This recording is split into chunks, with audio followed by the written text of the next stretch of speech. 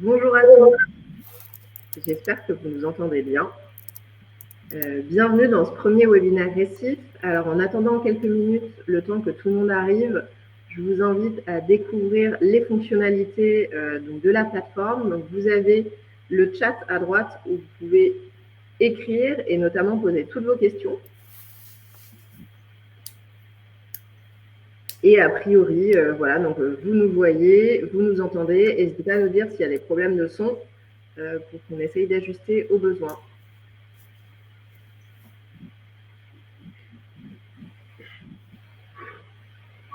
Alors, on va encore attendre une petite minute. Je vois qu'il y a du monde qui se connecte.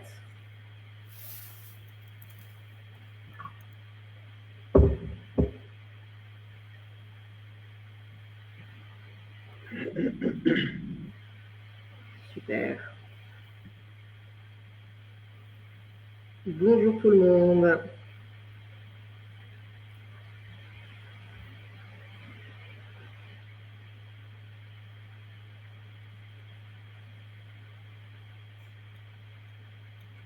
Je vous propose de démarrer, ça fera venir les derniers retardataires, ceux qui sont en train de se servir un café ou autre. Merci à tous, merci d'être si nombreux pour ce premier webinaire organisé par Récif.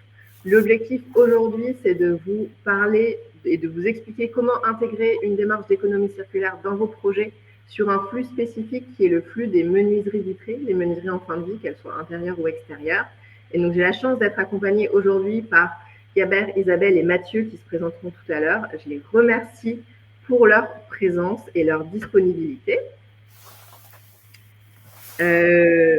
Aujourd'hui, je suis accompagnée côté Récif par Vendré qui va s'occuper de toute la modération dans le chat.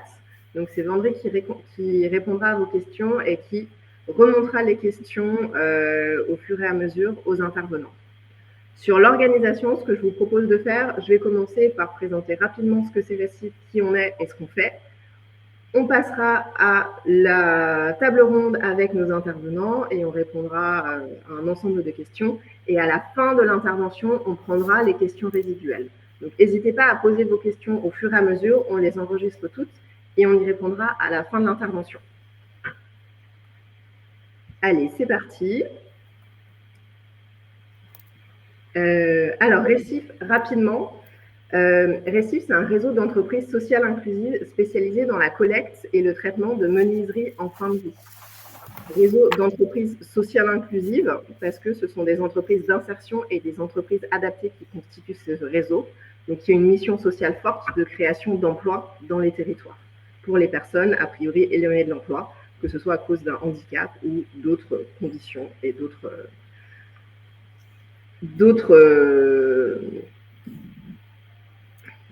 situations de vie, notamment dans le cas des structures d'insertion. Les trois cofondateurs de Récif donc, sont trois entreprises d'insertion qui sont parties du constat qu'en France, tous les ans, on dépose à peu près 8 millions de fenêtres et qu'encore, dans la majorité des cas, et aujourd'hui encore, ces fenêtres sont enfouies alors que les matières qui constituent les menuiseries sont toutes valorisables d'une façon ou d'une autre. Donc, pour répondre à ce problème, ils ont développé un process de collecte et de traitement des menuiseries en fin de vie. Et en 2021, ils ont créé Récif pour déployer cette solution sur tout le territoire. Aujourd'hui, 4 ans plus tard, il y a 25 structures, il y a 23 entreprises adhérentes au réseau, donc qui opèrent 25 structures de traitement sur l'ensemble de territoire et donc qui permettent de répondre à la demande des chantiers et des artisans sur l'ensemble du territoire.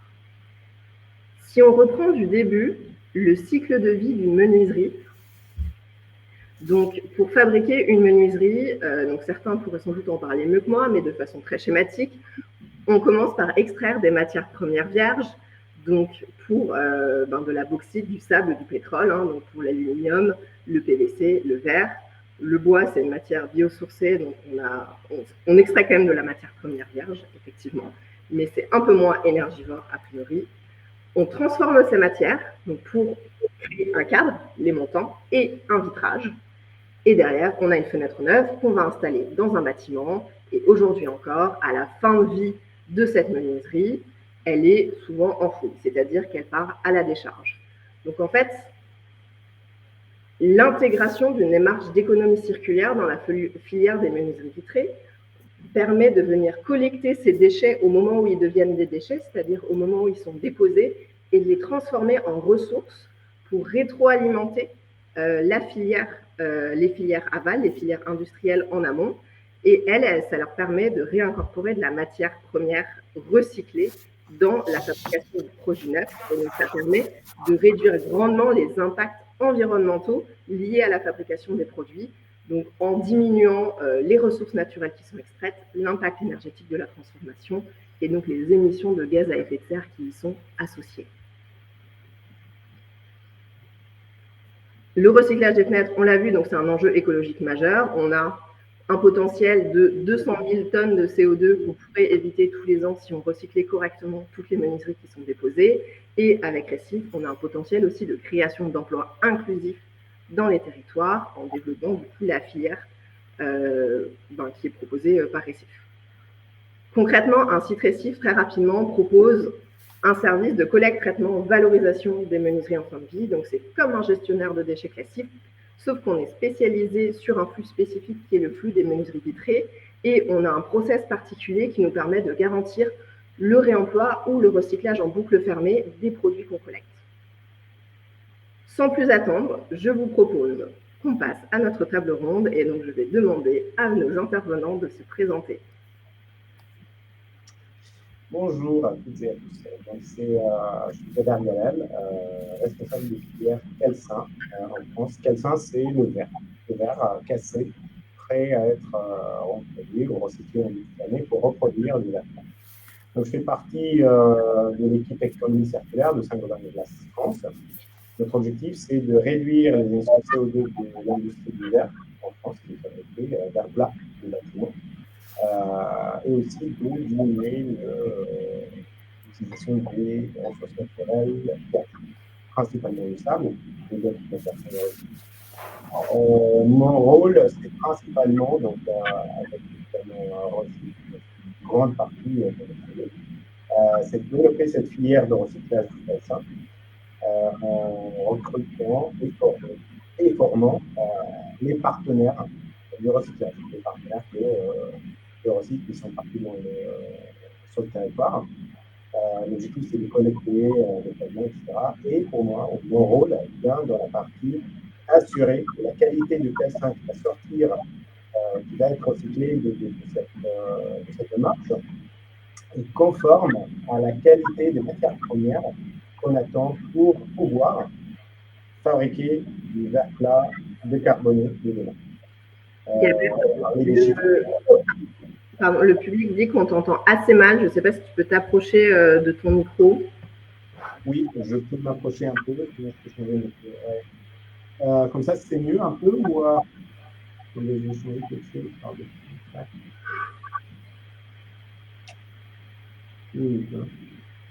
Non, on va finir comme ça et. Ouais, j'ai changé le micro. Donc, super. Là, je pense qu'on t'entend beaucoup mieux. Parfait, merci. Voilà, donc là, le deuxième partie de mon rôle avec le recrutement et la formation sur la qualité du calcin, c'est de suivre les liens entre les partenaires, donc le réseau, parce qu'il faut il faut faire vivre ce réseau et même vivre l'évolution de ce réseau. Et les liens aussi avec les usines de fabrication de verre plat qui ont des exigences assez importantes. Voilà. Merci Gabert. Merci. Isabelle. Oui, pardon. Bonjour à tous. Donc, Isabelle Ardin, je suis chargée de mission économie circulaire à la direction du logement et de l'habitat à la ville de Paris. Alors, tout d'abord, la ville de Paris, gère un patrimoine assez conséquent en fait de bâtiments, puisque c'est autour de 4100 bâtiments en maîtrise d'ouvrage directe. Alors, les établissements qui sont plus connus, ce sont les bâtiments publics, environ 3600, les écoles, les crèches, les bureaux, les établissements sportifs, culturels, etc. Mais nous gérons également ce qu'on appelle le patrimoine privé intercalaire, c'est environ 520 bâtiments. Ce sont des logements, des bâtiments tertiaires, des bureaux, etc., que nous mettons à disposition de tiers. Donc ça, c'est notre rôle en tant que maîtrise d'ouvrage.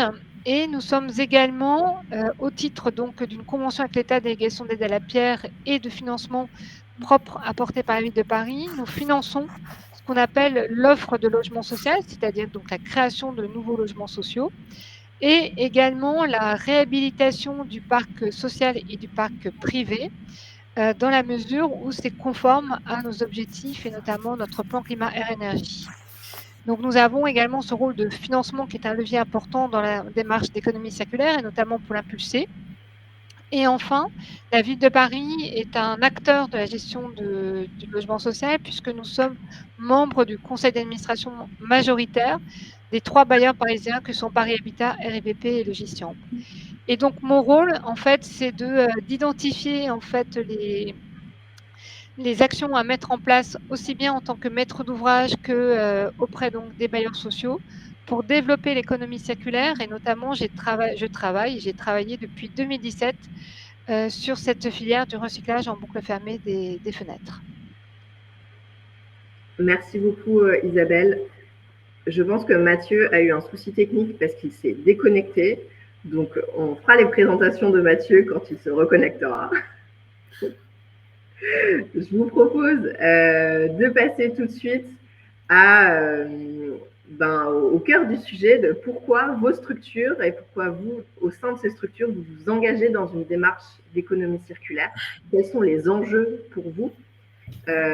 Et donc, quelques chiffres pour rappel. Le BTP, c'est le premier secteur polluant en France. Il produit 240 millions de tonnes de déchets par an, qui représente 70% des déchets en France, et plus de 75% des menuiseries vitrées, donc le plus spécifique auquel on s'intéresse aujourd'hui, finissent à l'enfouissement. Et donc Isabelle, pour la Ville de Paris, pourquoi s'être engagée dans une démarche d'économie circulaire sur ce flux-là spécifiquement? La première raison, c'est qu'en fait, les fenêtres en fin de vie représentent un gisement important pour la Ville de Paris et pour les bailleurs sociaux. En fait, nous remplaçons nos fenêtres dans différents cas de figure, lorsque nous faisons des rénovations énergétiques, lors de ravalements de façade, et puis tout simplement dans le cadre de travaux d'entretien liés donc à la dégradation de la fenêtre. Donc, ça représente un gisement récurrent et important. L'étude de l'ADEME nous a indiqué que dans une rénovation énergétique, le poids des fenêtres en fin de vie peut représenter jusqu'à 30% du poids total des travaux de rénovation énergétique. Ensuite, comme tu l'as évoqué, Pauline, ce sont des déchets qui sont enfouis et pour lesquels, en fait, il existe des valorisations possibles. Alors, pour nous, en fait, on va parler de réemploi. Quand on parle de réemploi, c'est la fenêtre qui conserve en fait son intégrité.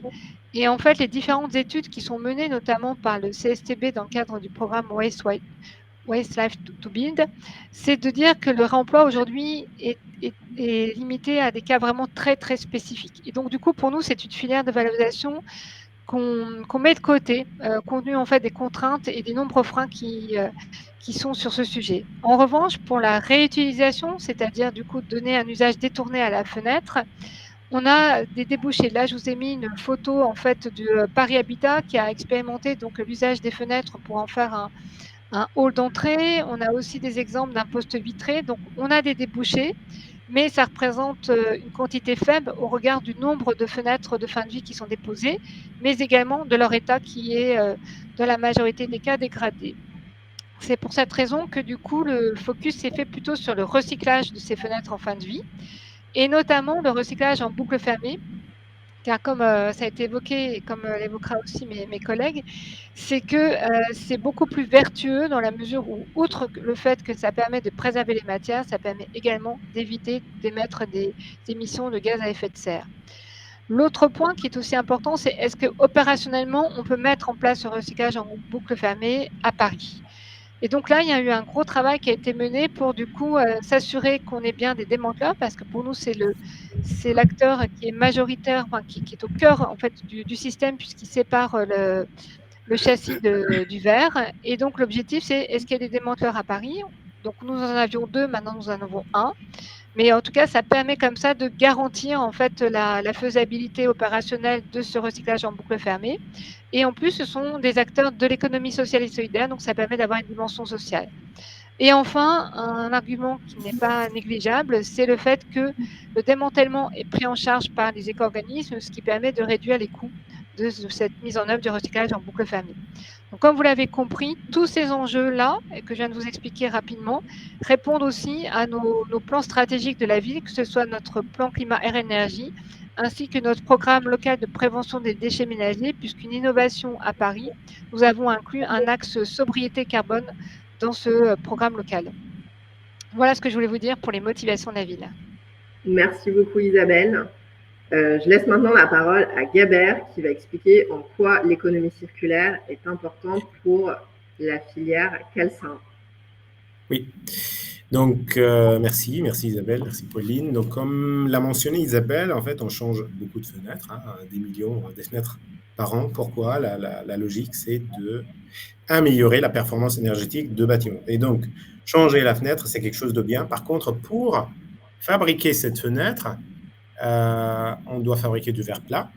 Et pour fabriquer du verre plat, on est obligé physiquement, chimiquement, à dégager de CO2.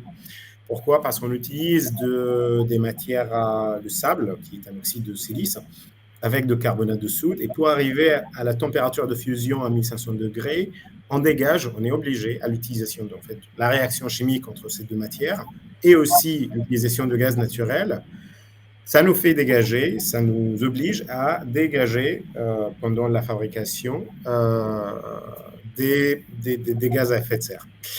Pour diminuer ça, la solution magique, c'est d'utiliser du calcin. Le calcin, c'est du verre cassé, c'est-à-dire de recycler le verre d'hier pour fabriquer les vitrages de demain. En utilisant le calcin, donc là, peut-être là, si je parle rapidement de scope 1, 2, 3, scope 1, c'est toutes les émissions qui sortent de la fabrication lui-même, l'énergie qui est utilisée pour la fabrication. 2, c'est l'apport d'énergie, principalement l'électricité. Et 3, c'est tout ce qui est annexe, comme le transport, les matières premières, etc. Pour nous, le scope 1, c'est l'utilisation de gaz naturel et la méthode de fabrication de verre plat. C'est là où ça génère énormément de CO2, sachant qu'on produit à peu près 200 000 tonnes de verre par ligne flotte par an. Voilà. Donc là, si on passe au suivant. Et donc là, juste pour expliquer, pour chiffrer un peu l'importance du calcin pour la production de verre plat, imaginons qu'on veut produire une tonne ou quelques fenêtres de verre à la base des matières premières. Pour une tonne de verre neuve ou nouveau, on va utiliser 1,2 tonnes des matières premières vierges ou une tonne de calcin. C'est-à-dire qu'il y a 20% de matières premières qui s'évaporent, en fait, qui se transforment en CO2. Donc, c'est assez négligeable parce que ces matières premières, ça vient des carrières. Donc, on use et on utilise les ressources naturelles qui ne sont pas infinies. Donc, en utilisant le calcin, on économise l'utilisation de ces matières premières et on prolonge la durée de vie des carrières. Donc, ça, c'est de 1. 2, c'est cette réduction des émissions de CO2 qui est à peu près à 700 kg par tonne du calcin utilisé. Ce chiffre, ça a l'air un peu barbare, moins de 700 kg, mais c'est assez conséquent si on fait la somme de 200 000 tonnes fois le 700 kg. Imaginons si on produit tout en calcin, mais on n'est pas encore là. On va voir après. Comment on arrive en fait donc là, si on arrive au prochain slide, comment on arrive à collecter? Donc là, on a la première étape, c'est le curage. Donc la première étape, peut-être avant, c'est l'étape 0, c'est les maîtres d'ouvrage, les bureaux d'études, les villes, les métropoles qui doivent donner l'ordre et indiquer qu'il y a un chemin pour économiser. On est tous acteurs de cette même chaîne.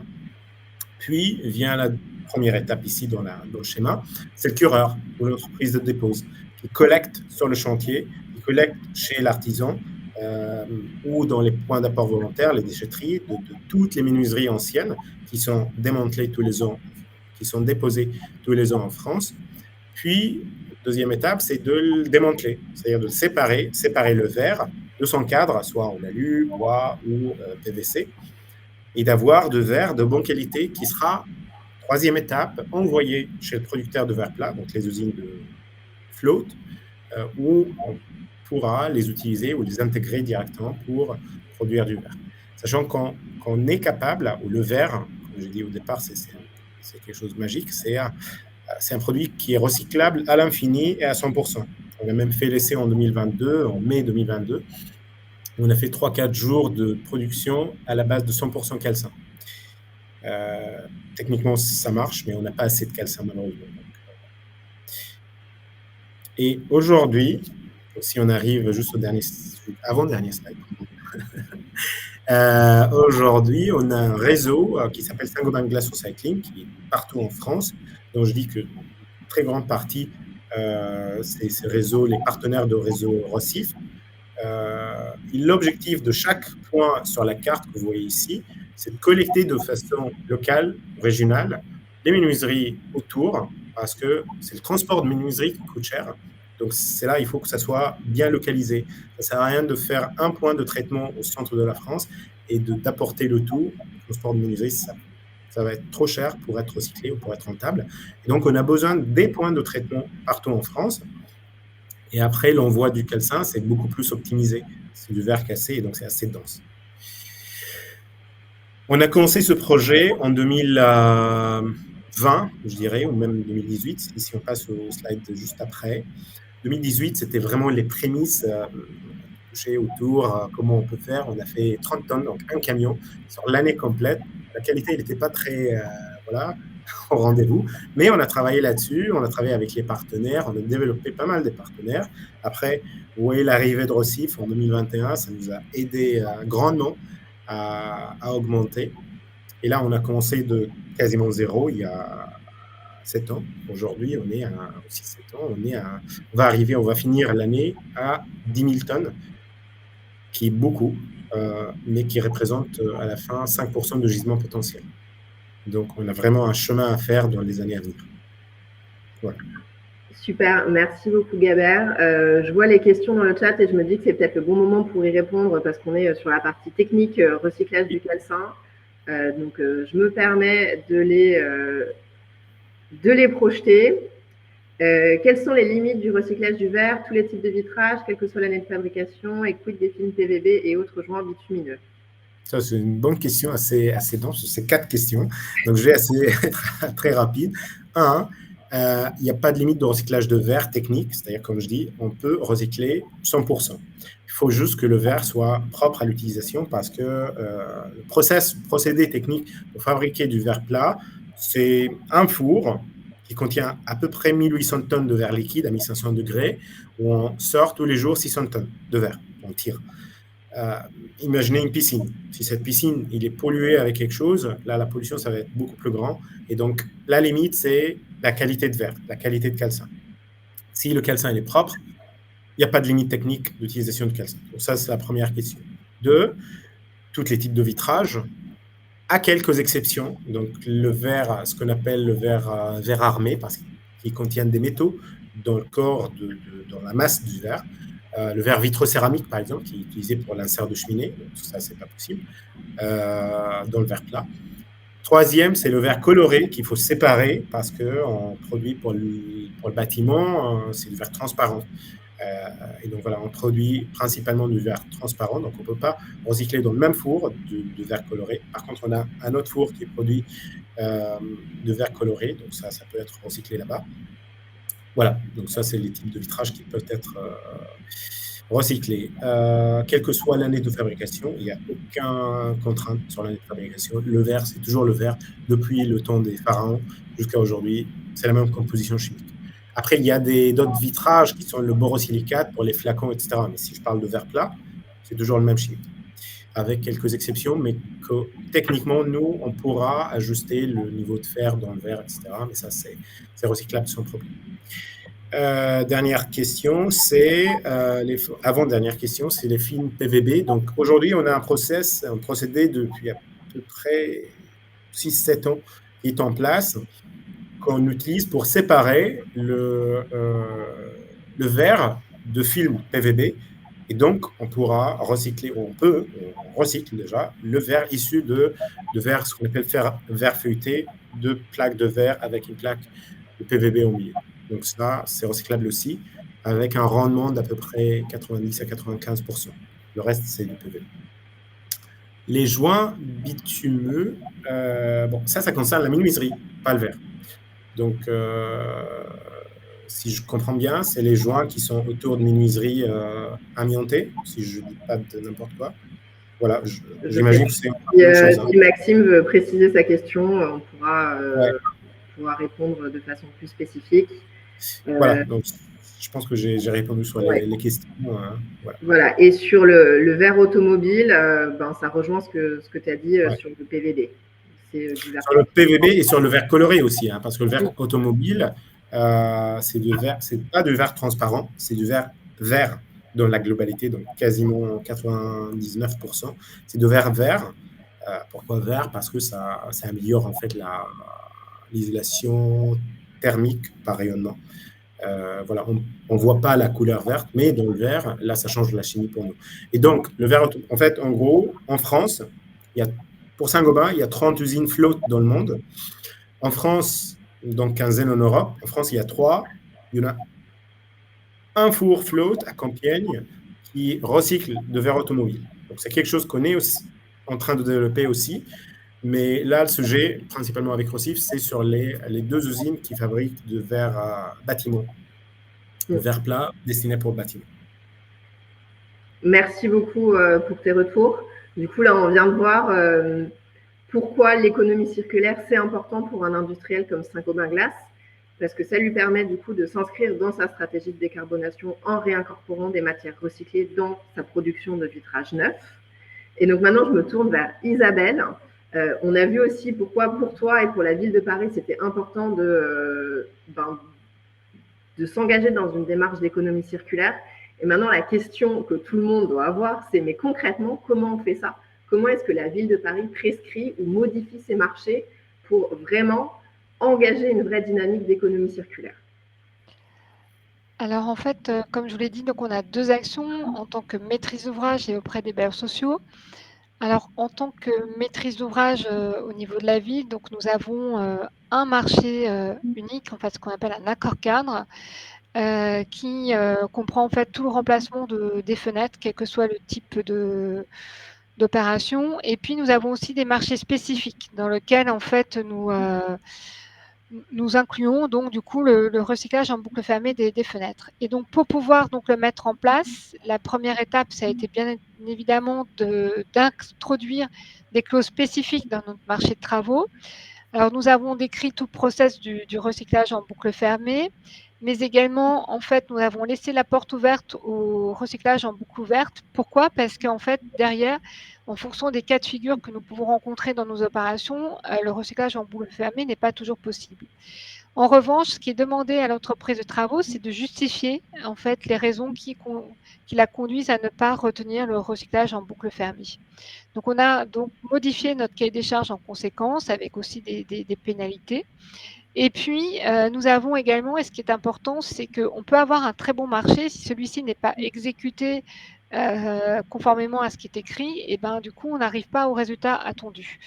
Donc, nous avons réalisé une procédure interne à destination de nos chargés d'opération pour qu'ils connaissent déjà, la démarche et le process de recyclage en boucle fermée, et 2, les points de vigilance à vérifier donc auprès de l'entreprise et les différents jalons dans la démarche qu'ils doivent regarder.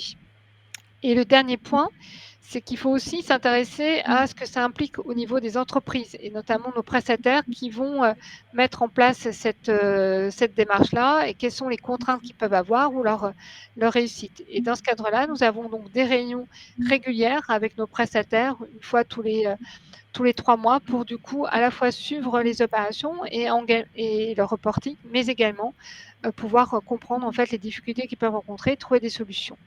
Donc ça, c'est notre action en termes de maîtrise d'ouvrage. Mais nous avons, comme je vous l'ai dit, une action également en termes d'accompagnement financier.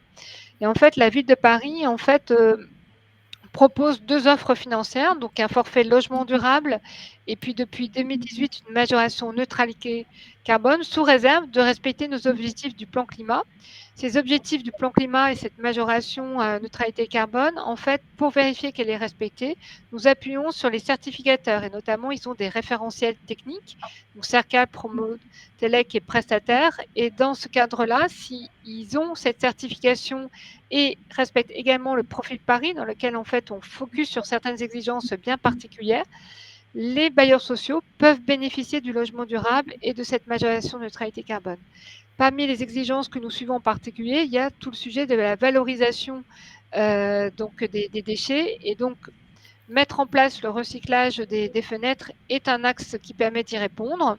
Nous avons également un groupe de travail spécifique sur le sujet de la fin de vie des fenêtres avec l'ensemble des bailleurs, sur lequel nous partageons nos retours d'expérience, mais aussi nos difficultés techniques et nos méthodologies. Et nous avons également mis en place tout un reporting sur en fait les nombres de fenêtres qui sont engagées dans des opérations de recyclage en boucle fermée.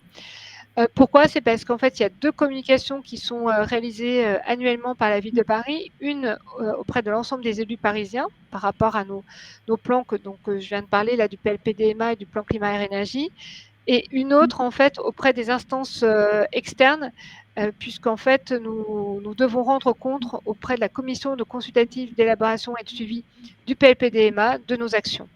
Voilà. Merci beaucoup Isabelle. Si vous avez des questions, n'hésitez pas, on pourra y répondre tout à l'heure.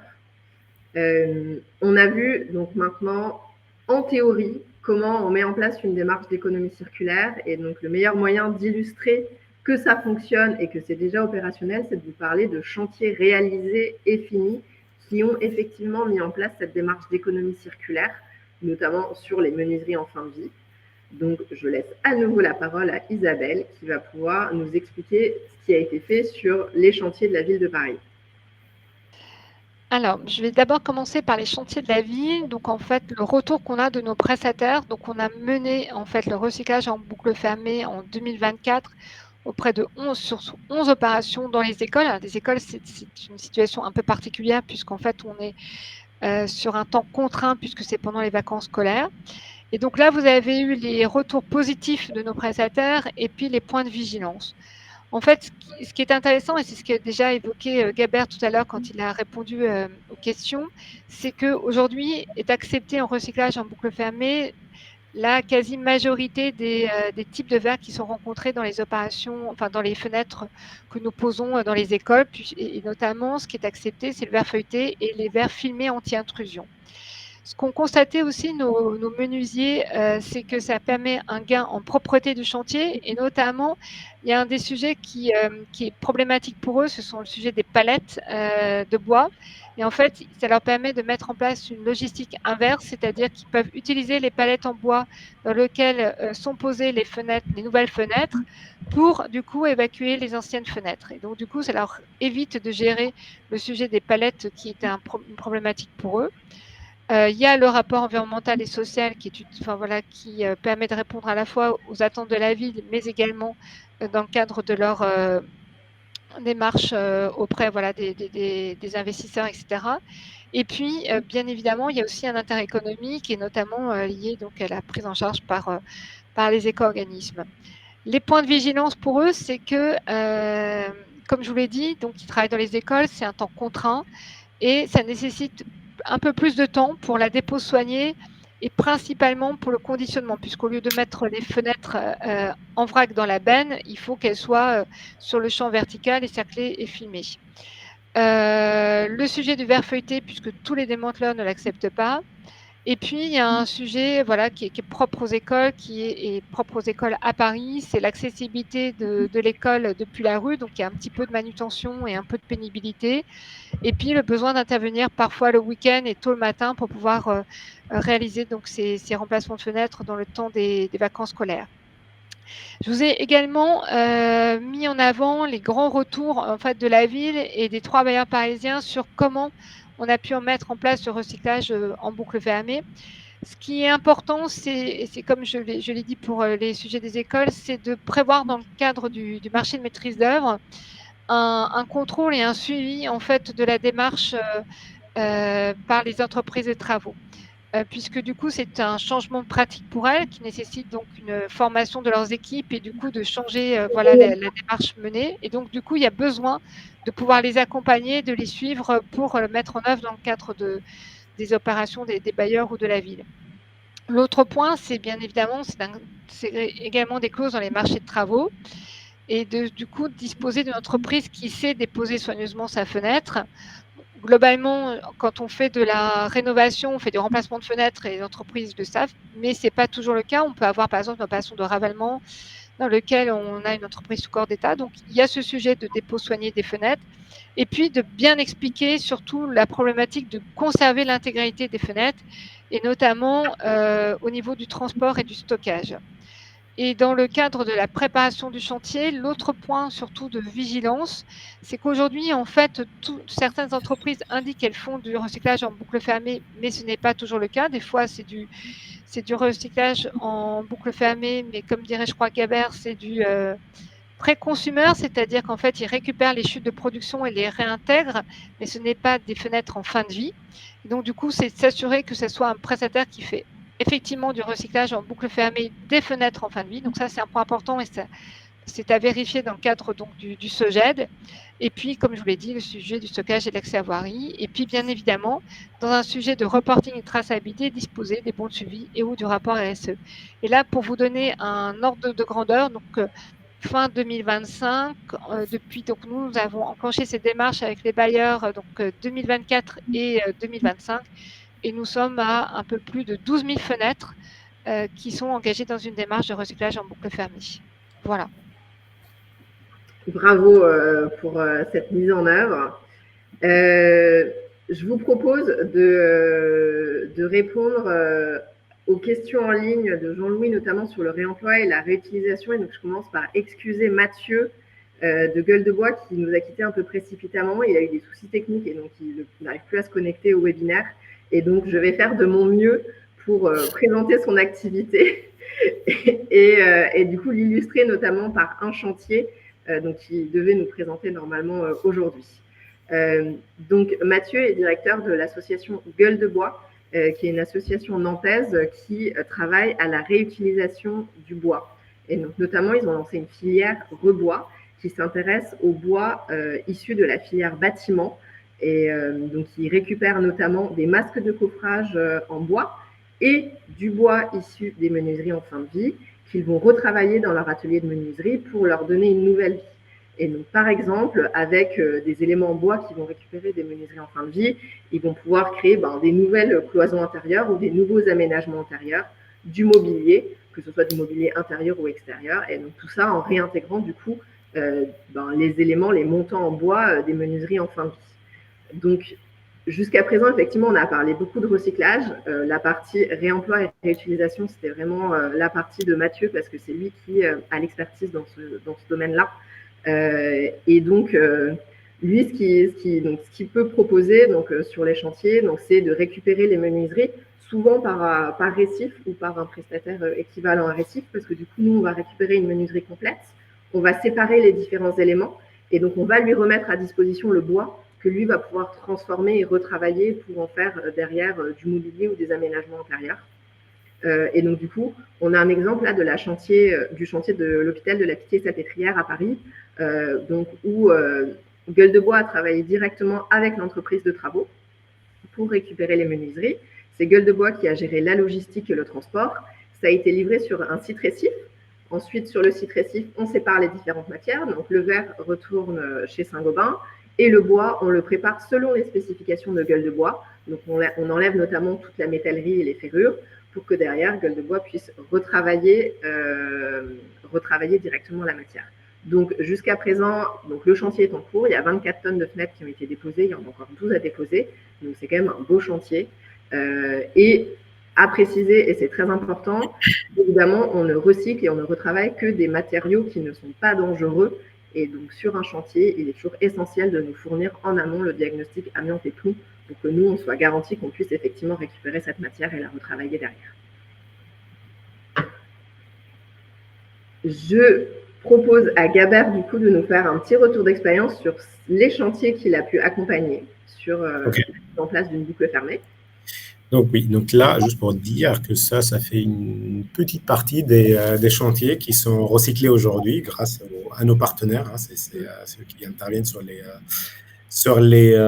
chantiers. Donc, ils font le lien entre l'entreprise générale ou l'équipe sur le chantier et après le point de démantèlement. Donc, avec la ville, grâce au partenariat avec la ville de Paris, on pouvait travailler sur quelques écoles, dont l'école Bolivar, où toutes les menuiseries s'étaient collectées, démantelées, puis le verre il était retourné. Il n'y avait pas de problème sur la qualité parce que les partenaires ils sont tous bien formés. Donc ça, c'est un exemple d'un bâtiment public. Après, un autre exemple d'un tour. Donc c'est la tour Gamma à côté de la gare de Lyon. Où quasiment toute la façade était reprise, traitée et envoyée aussi pour le recyclage. Après, avec un partenaire de Recif sur ce gros projet avec Séquence. Donc, c'était la rénovation d'un parc de logements sociaux à Franconville. C'était toute la logistique a été organisée avec le partenaire qui va sur place pour collecter le menuiserie, soit en benne, soit en chevalet sur benne, qui reprend ça, qui traite et qui livre le calcin pour nous. C'est un apport assez important. Donc, on peut considérer qu'il y a deux flux. En fait, c'est le flux des chantiers, et le deuxième flux, c'est le flux des défus, si on peut l'appeler comme ça, tout ce qui est collecté dans une déchetterie ou avec des partenariats avec les artisans et les menuisiers en direct. Voilà. Merci beaucoup. Je vous propose de prendre vos questions. Donc, je vais stopper la présentation. Et alors, je vais faire, parce que je vois qu'il y a pas mal de questions sur la REP, donc je me permets de faire un petit récapitulatif sur la REP. C'est vrai que c'est assez mouvementé cette année. Donc, la REP PMCB a été lancée avec la loi AGEC de 2020 et elle a été lancée opérationnellement, on va dire, à partir du 1er mai 2023.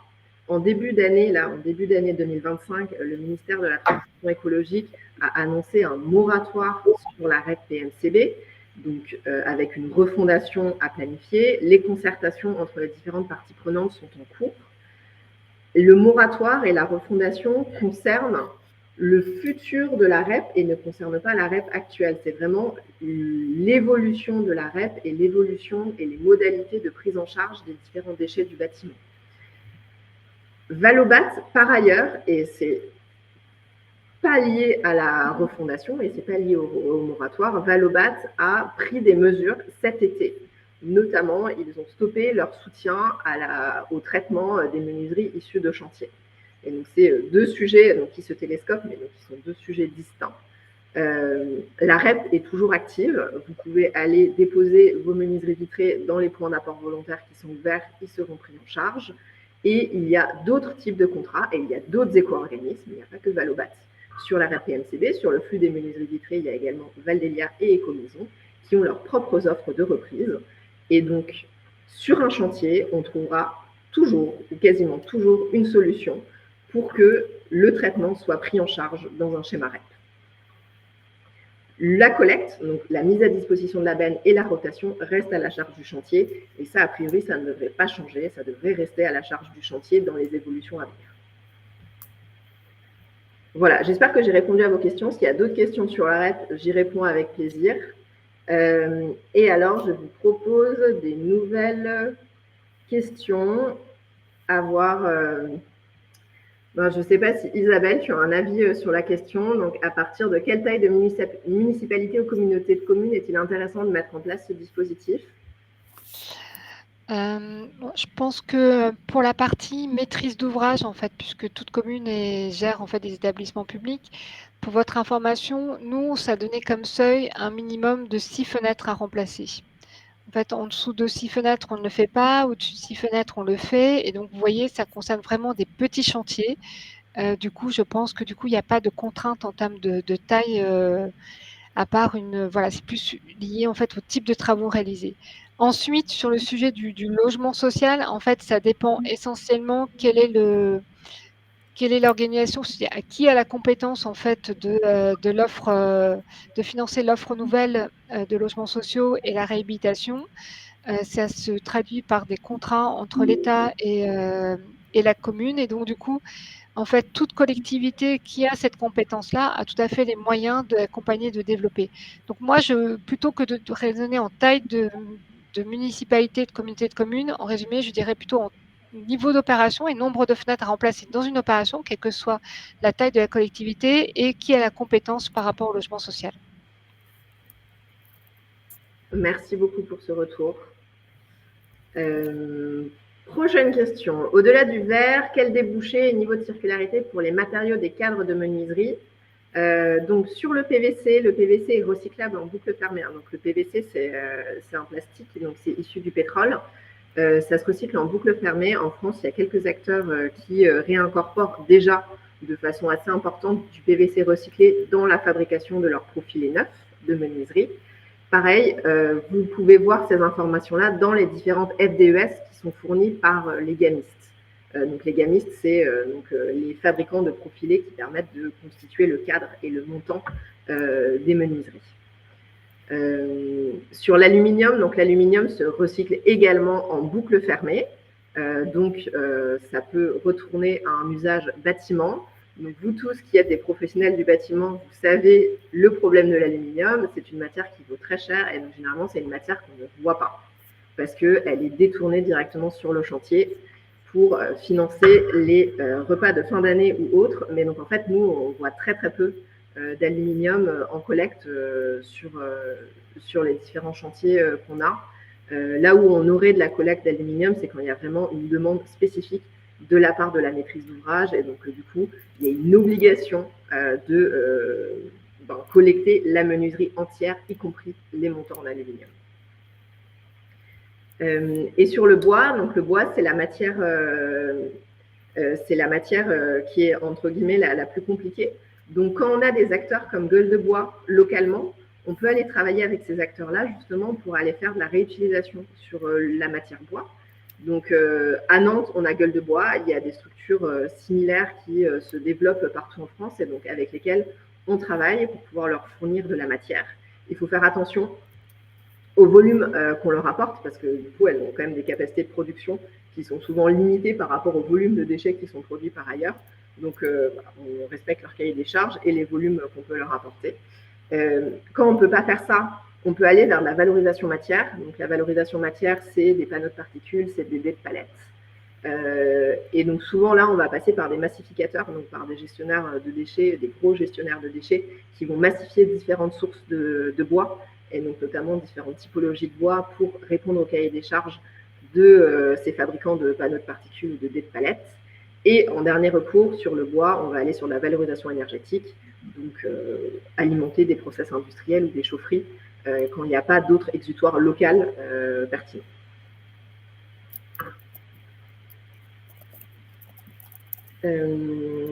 Alors, à quelle autre question on pourrait répondre? Donc, sur les prix de travaux de dépose, y a-t-il un constat de surcoût chiffré par les entreprises? Donc, je ne sais pas si Gabert et Isabelle, vous avez des retours des entreprises avec lesquelles vous travaillez là-dessus. Au niveau de la ville de Paris, en fait, comme je vous l'ai dit, donc nous, le démantèlement est pris en charge par la REP.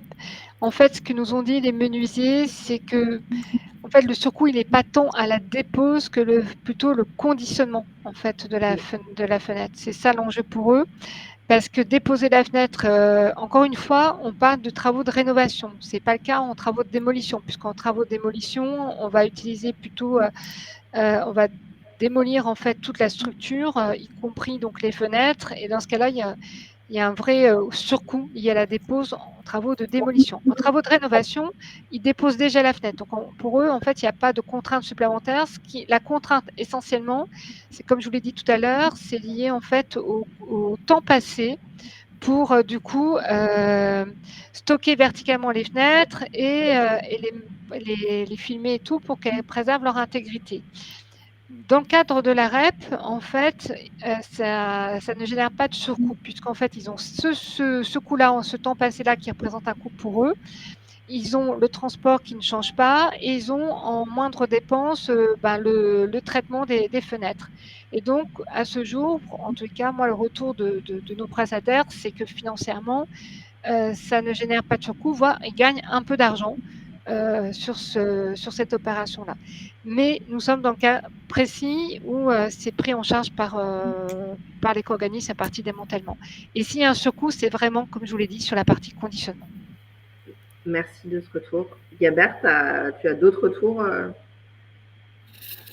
Non, pour nous, on n'a pas vraiment des retours. Ouais. Ça a coupé un peu, Isabelle. Oui. Oui, en fait, effectivement, sur un chantier de rénovation, dans tous les cas, la personne qui dépose la menuiserie, plus ou moins délicatement, elle va la déposer. Elle ne va pas la casser sur place. Ça peut être différent sur les chantiers de démolition. Et donc, dans tous les cas, la menuiserie, elle est déjà déposée de façon soignée. Et donc, ce qui change, ça va être le conditionnement.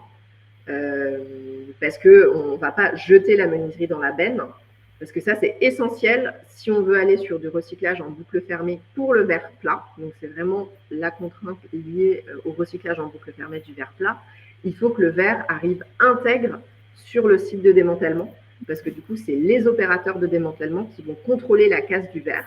Parce qu'ils connaissent le cahier des charges par cœur. Et donc, ils vont pouvoir garantir une bonne qualité de calcin pour réincorporation dans les fours de verre plat.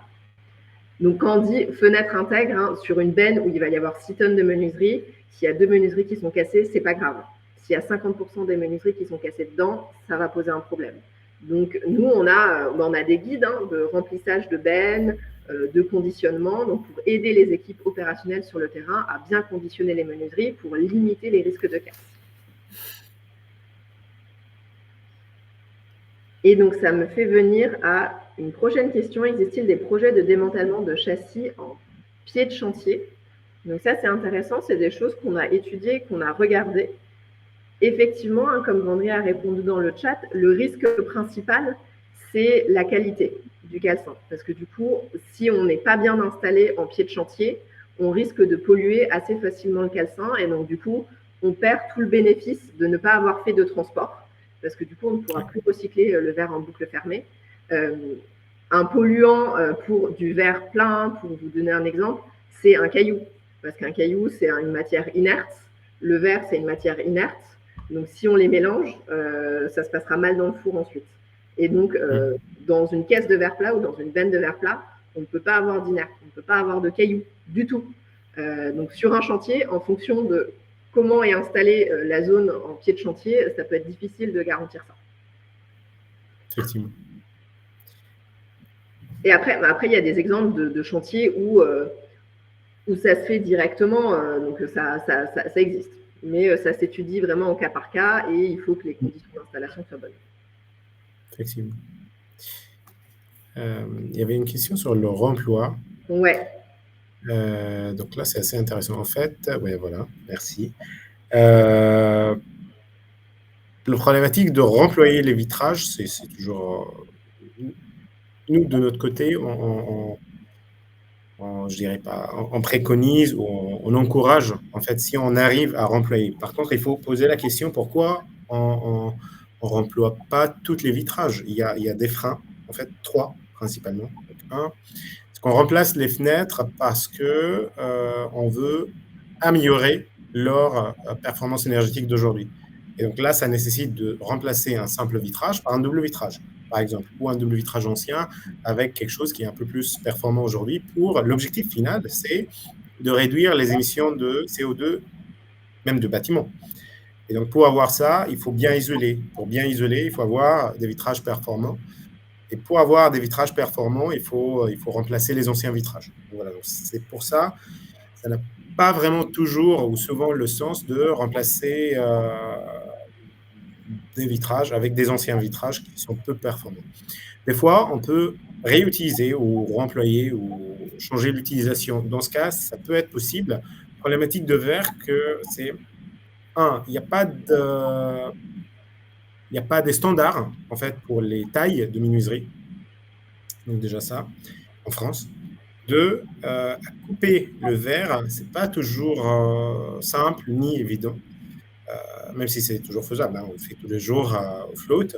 Par contre, vous avez des types de verre, qui sont le verre trempé par exemple, ça on peut pas, physiquement on peut pas le couper. Donc, on peut pas le dimensionner à notre besoin de demain ou d'aujourd'hui ou sur une autre application. Ce qui peut être remployable, et ce qu'on a poussé pour le faire, je pense que c'est déjà fait, c'était le remploi des cloisons en feuilleté, des cloisons de bureau, qui sont intactes, de taille quasi standard, parce qu'on n'a pas centaines de fabricants des cloisons.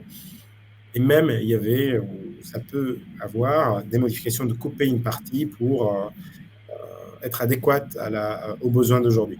Donc voilà, donc, réutiliser le verre. Après, il y a aussi quelque chose qu'on n'a pas cité, c'est les freins d'assurance.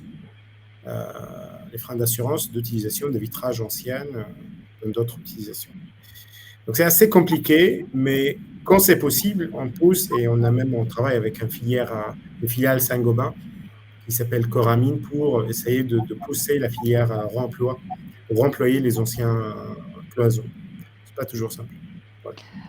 Et pour compléter ce que dit Gabert, en fait, le gros enjeu pour ces fenêtres en fin de vie, c'est de pouvoir mesurer leur performance en fait technique résiduelle. Et donc aujourd'hui, le CCB travaille sur une méthodologie. Donc ils ont commencé à faire un premier livrable, mais qui n'est pas encore abouti, pour un peu comme le projet Spirou, c'est-à-dire définir à terme un guide méthodologique sur le remploi des fenêtres. Donc ça, c'était la première réponse, c'est donc mesurer les performances résiduelles des fenêtres. Et le deuxième point, c'est qu'il y a aussi un enjeu en fait de traçabilité, c'est-à-dire que dans la mesure où la fenêtre qui est déposée, on voit bien que son usage est très limité en termes de réemploi. Ce qui est vraiment important, c'est que quand un acteur nous dit qu'il peut réemployer, c'est de lui demander où vont les fenêtres. L'objectif, c'est qu'on n'ait pas des fenêtres en fin de vie dont la performance est plus faible ou moins bonne, qui soient donc réinstallées dans d'autres logements, dans d'autres habitations, chez des particuliers ou autres. Donc c'est important du coup de s'assurer en fait du devenir de ces fenêtres en fin de vie si un acteur vous propose en tous les cas de les réemployer. Merci beaucoup pour ces retours. Effectivement, sur le réemploi, vraiment de façon très, très stricte des menuiseries extérieures, souvent il y a des freins qui sont assez difficiles à lever. On a vu avant des exemples on va dire, de réutilisation ou de détournement d'usage des menuiseries. Donc, par exemple, avec ce qui a été fait à la ville de Paris pour créer des halls d'entrée ou des box, etc. Donc, ces initiatives, elles existent. Et donc, dès que c'est possible et dès qu'il y a des acteurs locaux qui sont en capacité de proposer ces projets-là, on va aller s'associer avec eux justement pour proposer vraiment une boucle locale vraiment très vertueuse. Mais ça reste aujourd'hui encore marginal. À l'échelle des 8 millions de fenêtres qui sont déposées en France tous les ans, ces initiatives-là sont encore très faibles et donc elles demandent à être développées encore sur le terrain. Il est 13h58. Je vous propose le mot de la fin et donc à Gabert et à Isabelle en une phrase, un conseil qu'ils auraient à vous donner pour vous lancer. Je laisse Isabelle commencer. Je dirais lancez-vous tout simplement. C'est faisable, c'est possible et ça a des impacts environnementaux importants. Et voilà, je n'ai pas d'autres conseils à donner. Et Gabert. Ouais, pour moi, ça va être tout simplement, on est tous acteurs pour sauver la planète et il faut le croire. Il y a 5 ans, c'était quasiment impossible, c'était le mot vraiment de tout le monde. Et là, aujourd'hui, on a fait 5% de tout le gisement français. Comme vous pouvez le lire, donc France Kafka a dit, en croyant passionnément en quelque chose qui n'existe pas encore, nous le créons. L'inexistant est ce que nous n'avons pas suffisamment désiré. Donc voilà, c'est un peu philosophique, mais c'est vrai. Merci, c'est une très belle conclusion. Je vous remercie pour votre participation et pour vos questions. Je Je vois qu'il y a encore quelques questions dans le chat. Donc, pour ceux qui doivent y aller, allez-y. Merci d'être venus aussi nombreux. Et on finit de répondre aux dernières questions pour les uns et les autres. Dans tous les cas, vous aurez tous un lien vers le replay qu'on vous envoie rapidement. Donc, vous aurez accès à l'ensemble de la présentation. Jean-Marie, ravi de voir qu'il y a une filière qui se développe sur le réemploi des fenêtres de toit et en fonction de où vous êtes installé en France, on est prêt à vous envoyer toutes les fenêtres de toit qu'on récupère sans souci. Sur le calcin produit par Récif, donc dès que le calcin qu'on produit est conforme au cahier des charges de Saint-Gobain, ça part vers Saint-Gobain. Parfois on a du calcin qui est un peu pollué ou qui ne répond pas au cahier des charges et donc on a d'autres filières quand ça ne peut pas partir vers Saint-Gobain et vers la boucle fermée, mais c'est assez rare. Les fournisseurs de menuiserie extérieure neufs qui travaillent avec Saint-Gobain et qui font des menuiseries extérieures avec du verre recyclé, je ne sais pas si Gabert, tu peux communiquer ces informations. Effectivement, en fait, ça nous aide à faire deux choses. Donc, un, c'est de créer la gamme qui est très, très demandée au RAE. C'est un type de verre, c'est le même verre, mais avec beaucoup plus de calcin. 64% du calcin au lieu de à peu près 19% pour le verre de base. Donc là, ça permet de décarboner les bâtiments de demain pour l'objectif, en fait, d'avoir des certifications spécifiques en termes de LEED, etc. Je ne suis pas un expert, pour décarboner le bâtiment. Donc ça, c'est le premier avantage. Deuxième, c'est quand on a assez de calcin, là, ça nous permet de décarboner la production tous les jours, en fait, du verre. Donc aujourd'hui, on est à 19%. Il y a quelques années, on était à 13%. Donc là, ça se développe de jour en jour. Et là, ces chiffres-là, c'est les chiffres FDES de chaque produit du verre qui est public. Donc c'est assez important pour nous. Jean-Louis demande le prix du verre au RAE. Non, ce n'est pas au même prix parce que ça nécessite quelques modifications un peu techniques. On fait par campagne, donc il y a des pertes liées à cette production qui doivent être reflétées dans le prix de verre. Mais dès ce que j'ai compris, moi je ne suis pas dans la partie e-commerce, mais dès ce que j'ai compris, sur l'enveloppe un peu globale de la façade ou des menuiseries, ça représente ou moins de 1% sur le prix global de l'opération. Merci. Sur la façon dont Récif travaille avec les chantiers, donc évidemment, vous pouvez nous contacter si vous avez des chantiers. On vous laissera nos coordonnées dans le mail avec le lien vers le replay.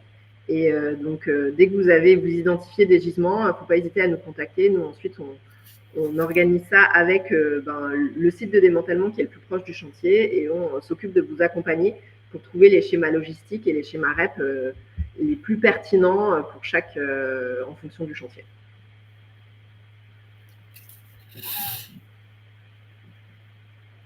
Et à la fin du chantier, vous avez une attestation de valorisation. On peut obtenir une attestation de valorisation de la part de Saint-Gobain également, donc, qui est certifiée. Donc vous pouvez faire valoir les tonnes de CO2 qui ont été économisées grâce à votre action de recyclage en boucle fermée et les tonnes d'insertion qui ont été réalisées grâce au démantèlement qui a été réalisé par Récif notamment. Effectivement. Je pense qu'il n'y a plus de questions, sauf si j'en ai oublié une. Il ne me reste plus qu'à vous souhaiter à toutes et à tous une excellente journée. Merci pour votre participation et on vous envoie le lien du replay avec nos coordonnées dans un mail. N'hésitez pas à prendre contact avec nous si vous avez des chantiers qui ont du verre à faire recycler et des menuiseries à déposer. Merci. À tous. Merci.